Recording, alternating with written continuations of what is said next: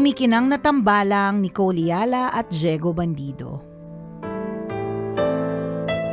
Itago niyo na lang po ako sa pangalang Ina, 30 years old at ito, lagi talaga ako ditong nabubulol.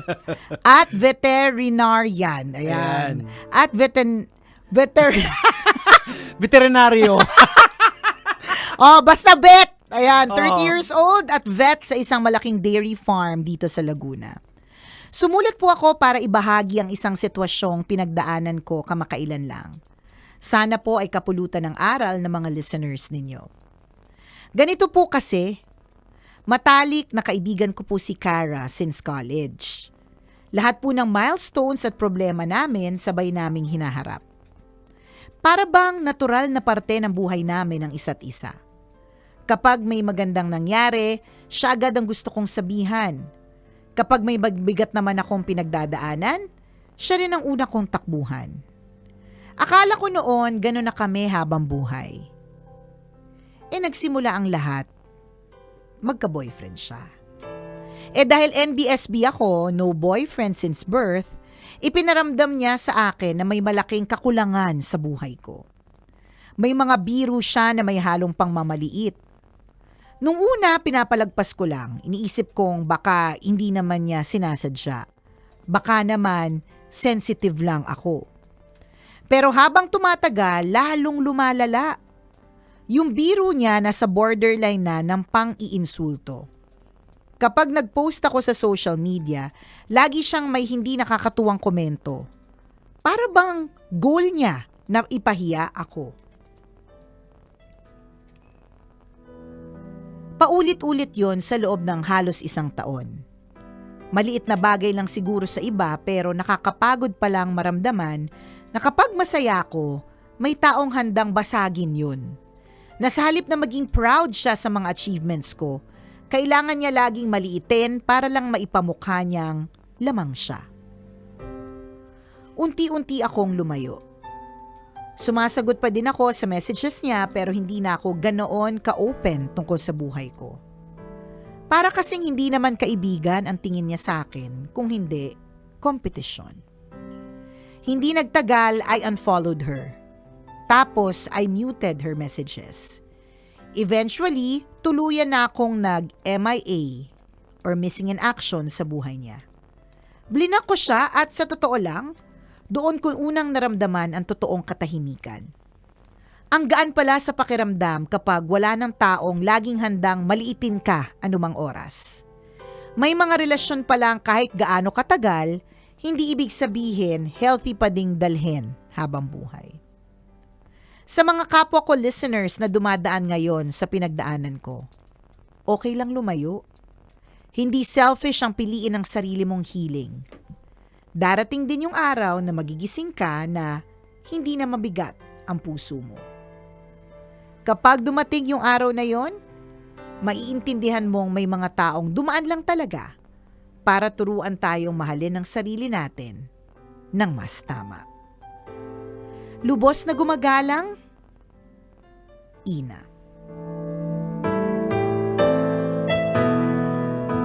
Ina! Tingin ko wala ka naman problema kasi di ka naman, nagkwento ka lang. Correct. Pero ako may mga question ako na nagpa-pop up na naman sa utak ko mo. Bakit? Ano yung mga katanungan? Unang-una itong mga naramdaman mo na parang minamaliit ka, na-communicate mo ba to sa kay Cara? Kasi tandaan mo, dati kayong magkaibigan eh. BFF nga, best friend eh. Meron kasing possible na factor din na may halong inggit. Posible. Dahil nagkaroon na ng boyfriend, si Cara, tas nag-iba na yung world. So, everything now becomes even more sensitive. May possibility lang. Tama naman ang nabanggit niya kanina kasi ninote ko nga, may competition ang nangyayari. Correct. May mga ganun na competition. Pero is Cara even competing? Pero may mas malalim pa akong nakikita na baka nilulook up ka talaga nitong BFF mo na parang need niya yung validation from you. Pwede rin. Kaya nagkakaroon ng competition na parang pati sa pagbo-boyfriend ikaw, wala kang jowa, parang na gusto niyang i-validate yung sarili niya. Pwedeng may ganon. Pasensya na po kayo, ganito po talaga mag-isip yung taong taong maraming ideas, 'di ba? Nananahimik tong si Ina na parang wala siyang issue, biglang meron po siyang issue. Kanina parang wala naman siya problema, nagkukwento lang siya. Pero naisip-isip na to ni Diego Bandido, ay hindi, may issue ka.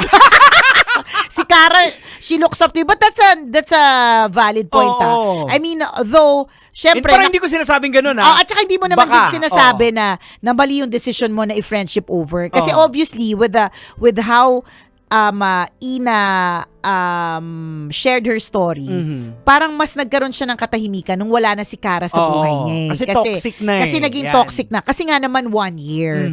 'Di ba? Kaya lang, may mga taong katulad ni Diego na maraming ideas. 'Di ba?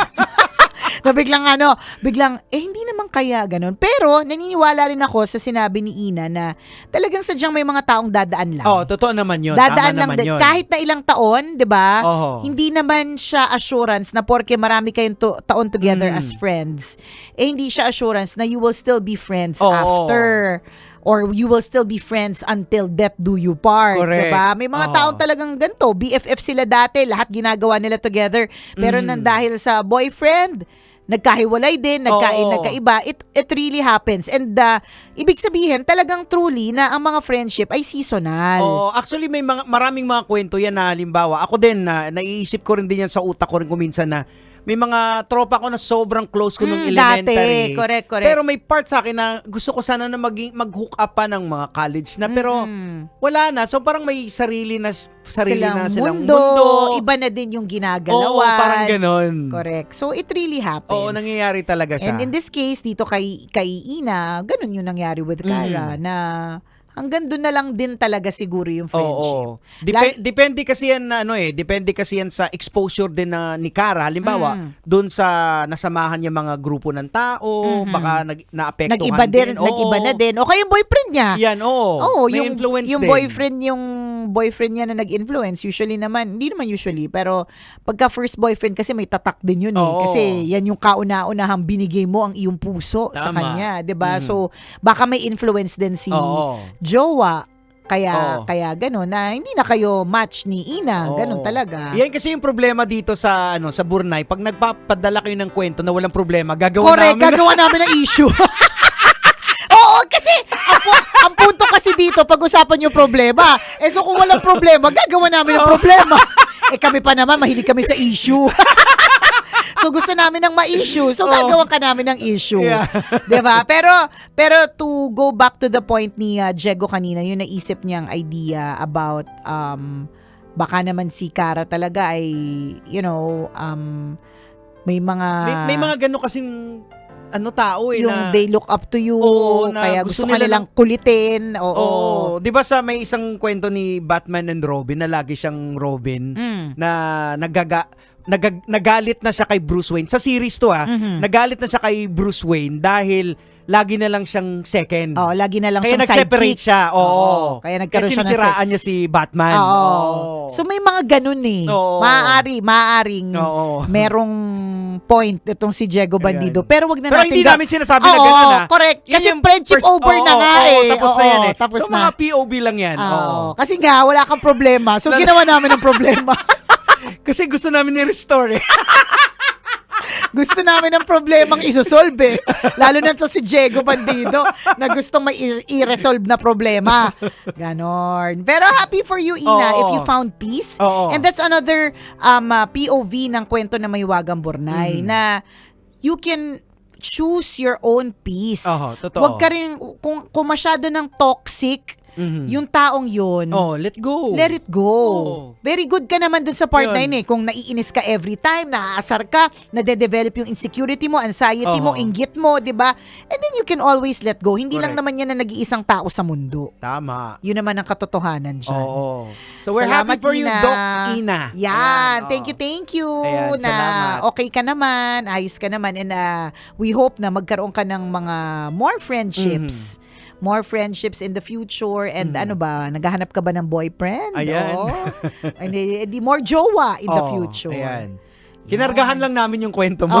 Kasi walang kargang problema Kwento lang. kwento Although, lang. kung titignan mo, problema din naman yung nag-friendship over, ganyan. Pero, when God closes the door, He opens the window eh. So kapag natapos ang season ng friendship ng isang tao, hindi naman ibig sabihin na wala ka na magiging friends. At Meron saka, at meron pa rin. hindi pa rin tapos ang kwento natin hangga't Ng buhay, nabubuhay correct. tayo, 'di ba? Oo. Kasi malay natin baka mag-meet kayo along Somewhere, the way. somehow, Oo. 'di ba? Hindi natin alam. Sulat ka uli. Correct, Oo, 'di ba? diba? Kwento mo sa amin ulit. Yan. At kung gusto mo ikwento yung storya mo, pwede mo kaming i-email, Kabisyo. Send your stories at mahiwagangburnaystory@gmail.com. Hanggang dito na lang po ang tambalang kumikinang muli. Ako pong kumikinang ulo, Diego Bandido, na lagi pong nagpapaalala sa inyo, whatever you do it all for the glory of God. At ako naman ang kumikinang ina mo, babaitang sa sobrang tindi ng pangadig. Kailangan pahinga ako po, si Nicole Yala. Kailangan pa bang i-memorize yan? Basic!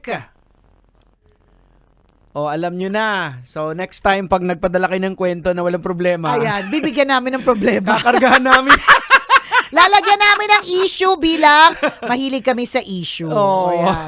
Ma-issue kami. Trolale. O siya, happy weekend po mga Kabisyo. Ayan. Grabe, next week, isang linggo na lang. Oo. Tapos na ang May. Kaya nga, magpa-Father's Day na. Alam, bilis! Tapos konti na lang tuition na naman. Tama. Oo, sa June. Back to school na, Back to Independence school. Day. Ang bilis, Yan ano? yung And mga- before we all know it, pag nag-start na yung classes, bare months na. Yes, oo. Pag natapos na yung linggo ng wika, dire-diretso na yan Oo, siya. tagbaha na. Ano na? Okay. Okay, sige na. Sige na, Exit. bye. Baha, wala nangyari. O siya, bye-bye. Bye everyone. Bye. Happy weekend. Metro's number one, Love Radio. Basic!